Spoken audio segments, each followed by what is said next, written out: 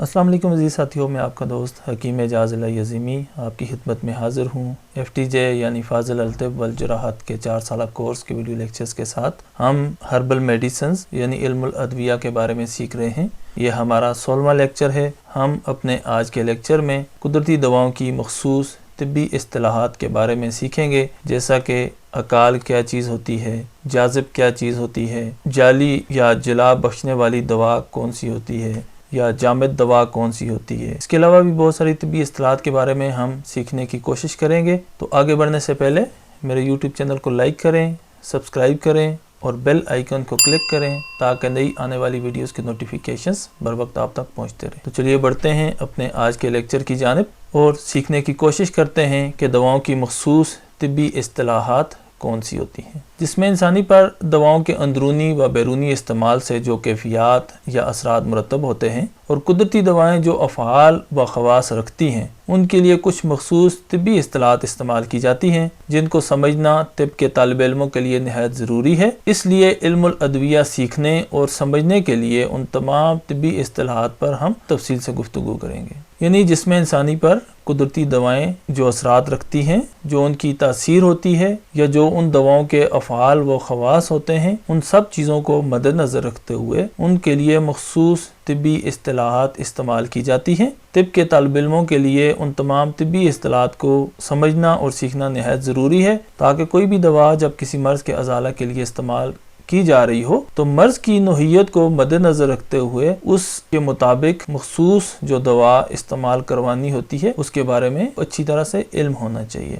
तो चलिए देखते हैं कि दवाओं की तासीर और असरात को मद्देनज़र रखते हुए ये कौन कौन सी तिब्बी इस्तिलाहात इस्तेमाल की जाती हैं। सबसे पहले हम देखते हैं कि अकाल एक तिब्बी इस्तिलाह इस्तेमाल की जाती है। अकाल के मानी किसी उज़्व को खा जाने वाली दवा के हैं, यानी ऐसी दवाएं जो बहुत तेज़ होती हैं, जिनमें कुव्वत तहलील बहुत ज़्यादा होती है और जिस्म पर लगाने से जिस्म पर ज़ख्म पैदा करने की कुव्वत रखती हैं, या उस मकाम पर जहाँ पे ये लगाई जाती हैं वहाँ से गोश्त को खा जाती हैं। इसी कुव्वत तहलील की वजह से जिससे ये जिस्म पर ज़ख्म पैदा कर दें या जिस्म का गोश्त खा जाएं, इस सिफ्त की वजह से इन दवाओं को अकाल दवाएं कहा जाता है, यानी उज़्व को खा जाने वाली या उज़्व को गलाने वाली दवाएं। बाज़ औक़ात जिसमें इंसानी पर कुछ ऐसे ज़ख्म पैदा हो जाते हैं या कुछ ऐसी बीमारियां पैदा हो जाती हैं जिसमें इंसानी पर कुछ इजाफी गोश्त पैदा होने लगता है, जिसे गैर तबी गोश्त या इजाफी गोश्त कहा जाता है। इसे बद गोश्त भी कहा जाता है। ये बद गोश्त या इजाफी गोश्त न सिर्फ तकलीफ का बायस होता है बल्कि दिखने में भी बहुत बुरा लगता है और मरीज नफ्सियाती तौर पर इसकी वजह से बहुत ज़्यादा परेशान होता है। जैसा कि चंबल की वजह से इंसानी जिस्म पर बेतरतीब सा गोश्त फैलने लगता है, उबार सा बनने लगता है। दाद में भी इसी तरह से होता है। अक्सर लोगों को गर्दन पर या चेहरे पर मसे बनना शुरू हो जाते हैं। इसके अलावा जिस्म के दीगर मकाम पर भी मसे बनना शुरू हो जाते हैं। तो जब ऐसी सूरत हाल हो जाती जिसमें उस बद गोश्त की कुछ जड़ें जिस्म में पाई जाएं और जिस्म के ऊपर वो बद गोश्त फैलना शुरू कर दे, तो उस बद गोश्त या इजाफी गोश्त या गैर तबी गोश्त को ख़त्म करने के लिए, उस मर्ज़ को दूर करने के लिए ये अकाल दवाएं इस्तेमाल की जाती हैं, ताकि ये अपनी कुव्वत की वजह से, अपनी ख़ास सिफ्त की वजह से उस इजाफी गोश्त को, उस बद गोश्त को ख़त्म कर दें, गला दें या खा जाएं। जब ऐसे अमराज पैदा हो जाते हैं या जिस्म पर कोई इजाफी गोश्त पैदा हो जाता है या गैर तबी सूरत हाल बन जाती है,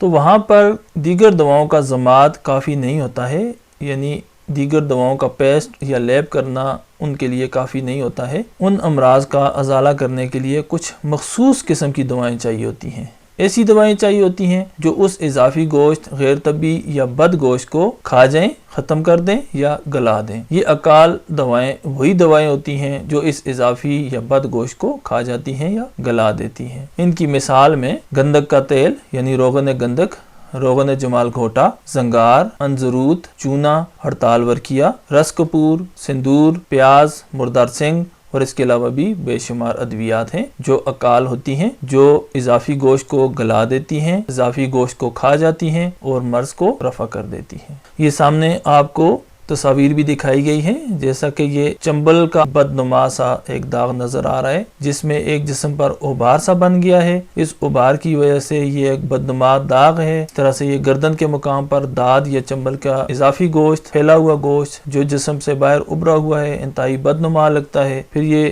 گردن پر بنے ہوئے مسے، یہ اضافی گوشت ہے، یہ غیر طبی گوشت ہے، یہ بھی برے لگتے ہیں. اب جب ایسی صورتحال پیدا ہو جاتی ہے تو یہ دوائیں، جن میں سے کچھ کی آپ کو تصاویر دکھائی گئی ہیں، جبکہ مفردات میں بھی آپ کو بہت ساری دوائیں ملیں گی جو اکال قوت رکھتی ہیں، یعنی گلانے یا کھا جانے والی قوت. ان میں ہڑتال ورقیہ ہے، گندک کا روغن مخصوص طریقے سے حکمات تیار کرتے ہیں، وہ بھی اکال قوت رکھتا ہے. روغن جمال گوٹا، پھر جو چونا ہوتا ہے وہ بھی اکال قوت رکھتا ہے، یعنی اضافی گوشت کو کھانے اور گلانے کی قوت رکھتا ہے.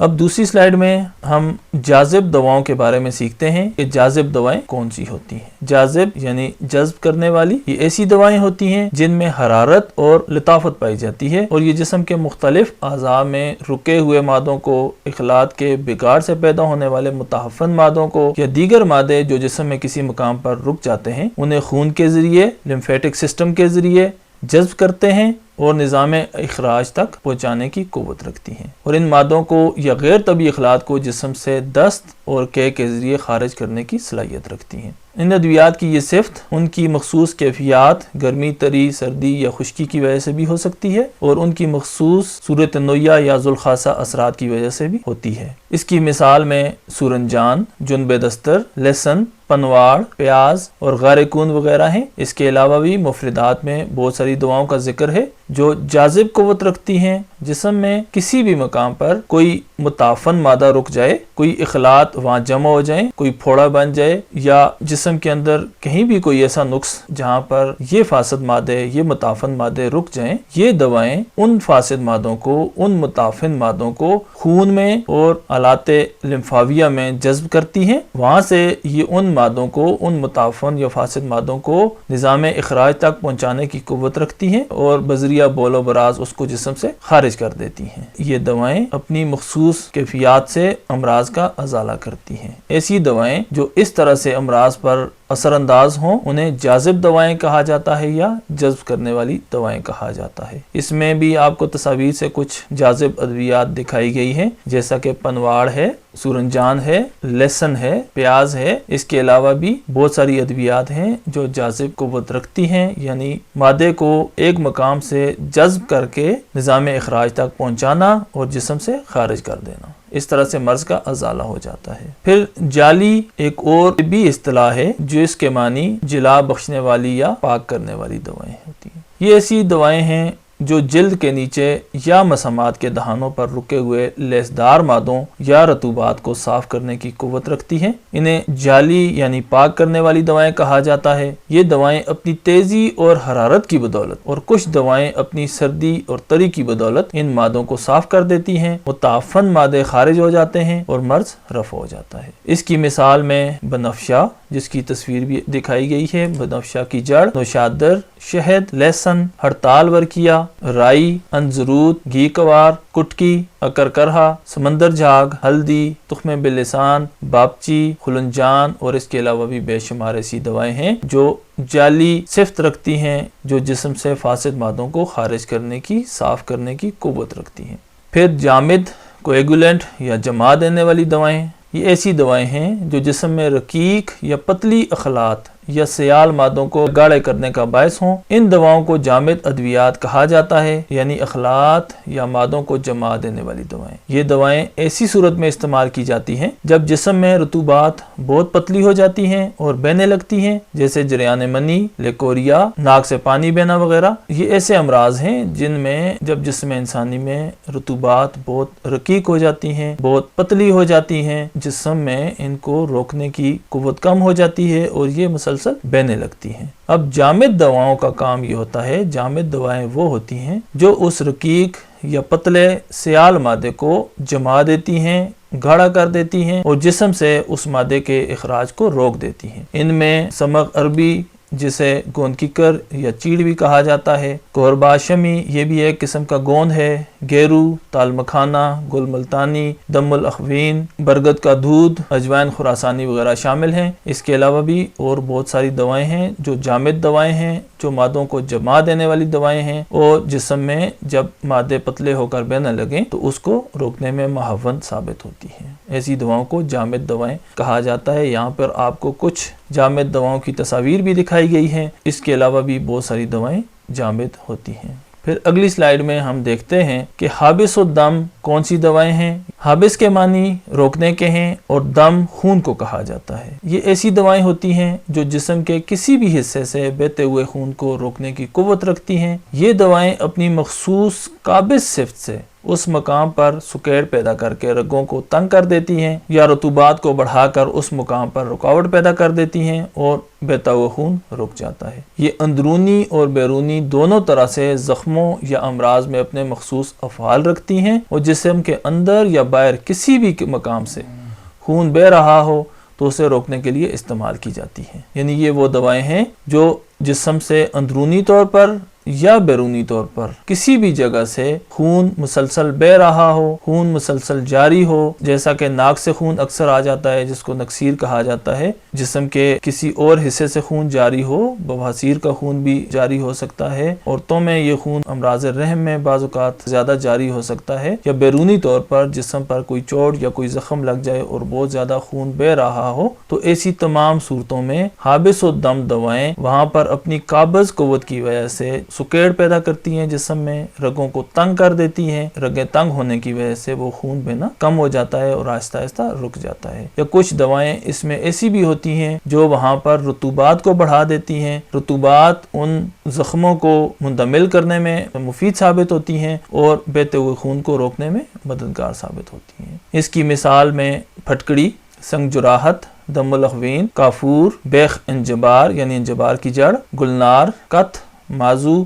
مستگی، حبولاس اور اس کے علاوہ بھی بہت ساری دوائیں حابس الدم ہوتی ہیں، یعنی جسم سے بہتے ہوئے خون کو روکنے میں مددگار ہوتی ہیں۔ یہاں پر آپ کو کچھ تصاویر دکھائی گئی ہیں، جیسا کہ مازو کی تصویر دکھائی گئی ہے، پھٹکڑی، دم الاخوین، مستگی اور بیخ انجبار۔ اس کے علاوہ بھی بہت ساری حابس الدم دوائیں ہیں جو جسم انسانی سے بہتے ہوئے خون کو روکنے کے لیے استعمال کی جاتی ہیں۔ پھر خالق ایک طبی اصطلاح ہے، خلاق بھی اسے کہتے ہیں، یعنی بالوں کو اڑانے والی یا بالوں کو گرانے والی۔ ڈیپیلیٹر یا ہیئر ریموونگ بھی اسے کہا جاتا ہے۔ یہ ایسی دوائیں ہیں جو اپنے مخصوص اثرات سے بالوں کی جڑوں میں داخل ہو کر جلد کی سطح اور مسامات کو نرم کر دیتی ہیں، جس سے بالوں کی جڑیں کمزور اور نرم ہو جاتی ہیں اور بال اکھڑ جاتے ہیں یا گر جاتے ہیں۔ اس کی مثال میں ہڑتال ہے، چونا ہے، سفیدہ کاشغری ہے، راکھ ہے اور بیریم سلفیٹ ہے۔ یعنی خالق ان دواؤں کو کہا جائے گا جو جسم پر سے بالوں کو اکھاڑ دیں، بالوں کو نرم کر دیں یا بالوں کو گرا دیں۔ یہ جب کسی مقام پر زیادہ دیر تک کے لیے لگائی جاتی ہیں، استعمال کی جاتی ہیں، تو یہ اس جگہ کی جلد کو نرم کر دیتی ہیں، بالوں کی جڑوں کو نرم کر دیتی ہیں، مسامات کو نرم کر دیتی ہیں اور جڑیں کمزور ہونے کی وجہ سے بال گرنا اور جھڑنا شروع ہو جاتے ہیں۔ تو ایسی دواؤں کو خالق یا خلاق یا ڈیپیلیٹر یا ہیئر ریموونگ میڈیسنز بھی کہا جاتا ہے، جن میں سے آپ کو کچھ کی تصاویر بھی دکھائی گئی ہیں، جیسا کہ چونا، ہڑتال ورکی اور سفیدہ کی۔ پھر خاتم ایک اور طبی اصطلاح ہے جس کے معنی کھرنڈ بنانے کے ہیں۔ یہ ایسی دوائیں ہوتی ہیں جو اپنی یبوست یعنی خشکی کی وجہ سے زخم کی سطح پر سکیڑ پیدا کر کے کھرنڈ بنا دیتی ہیں، جو زخم کو بیرونی صدمات اور تکالیف سے محفوظ بناتا ہے اور زخم کی جلد کو دوبارہ سے مکمل ہونے تک اس کی حفاظت کرتا ہے۔ یعنی یہ اپنی مخصوص صفت کی وجہ سے زخم کے مقام پر سکیڑ پیدا کر دیتی ہیں، وہاں پر اوپر ایک کھرنڈ سا بن جاتا ہے۔ اس کھرنڈ کی وجہ سے بیرونی کوئی بھی مزید اس پر زخم نہیں بنتا ہے، اس پر مزید کوئی خراش نہیں بنتی ہے، اور جب تک نیچے والی جلد مکمل نہیں ہو جاتی ہے تو یہ کھرنڈ اس کی حفاظت بھی کرتا ہے۔ خاتم دوائیں یا کھرنڈ بنانے والی دوائیں کون سی ہیں؟ ان میں انزروت ہے، نیلا تھوتھا یعنی کاپر سلفیٹ، گھی کوار، دم الاخوین اور سفیدہ، جن میں سے یہ آپ کو سامنے تصاویر بھی دکھائی گئی ہیں، ساتھ ٹیگنگ بھی کی گئی ہے تاکہ آپ کو پتہ چلے کہ خاتم دوائیں کون سی ہیں۔ تو دوستو آج کے لیکچر میں ہم نے کچھ بنیادی طبی اصطلاحات کا ذکر کیا. یہ بے شمار طبی اصطلاحات ہیں جن کے لیے ہمیں آگے بہت سارے لیکچرز ریکارڈ کرنے پڑیں گے، جن میں سے کچھ ہم نے آج کے لیکچر میں سیکھے اور کچھ آنے والے لیکچرز میں ہم دیگر طبی اصطلاحات کو سیکھیں گے، اسی طرح سے ان کی تعریف، ان کے نام اور ان کی تصاویر کے ساتھ. تو ہم اپنے اگلے لیکچر میں کچھ نئے ٹاپکس کے ساتھ یعنی دواؤں کی کچھ دیگر طبی اصطلاحات کے ساتھ آپ کے سامنے حاضر ہوں گے، جیسا کہ دافع تشنج دوائیں کون سی ہوتی ہیں، دافع تعفن طبی اصطلاحات کون سی دواؤں کے لیے استعمال کی جاتی ہے، دہنی طبی اصطلاح کون سی دواؤں کے لیے استعمال کی جاتی ہے، یا رادے طبی اصطلاح کون سی دواؤں کے لیے استعمال کی جاتی ہے، اور اس کے علاوہ بھی کچھ دیگر طبی اصطلاحات اور ان دواؤں کا ذکر ہم اپنے اگلے لیکچر میں کریں گے. تو مجھے امید ہے آپ کو آج کا یہ ویڈیو لیکچر پسند آیا ہوگا. اگر آپ کو یہ ویڈیو لیکچر پسند آیا ہو تو میرے یوٹیوب چینل کو لائک کریں، سبسکرائب کریں، بیل آئیکن کو کلک کریں اور اپنے مفید آراء سے کمنٹس کے ذریعے ہمیں مطلع فرمائیں تاکہ ہم اپنے ان لیکچرز کو مزید بہتر بنا سکیں. السلام علیکم، آپ کا دوست حکیم اعجاز الہی عظیم.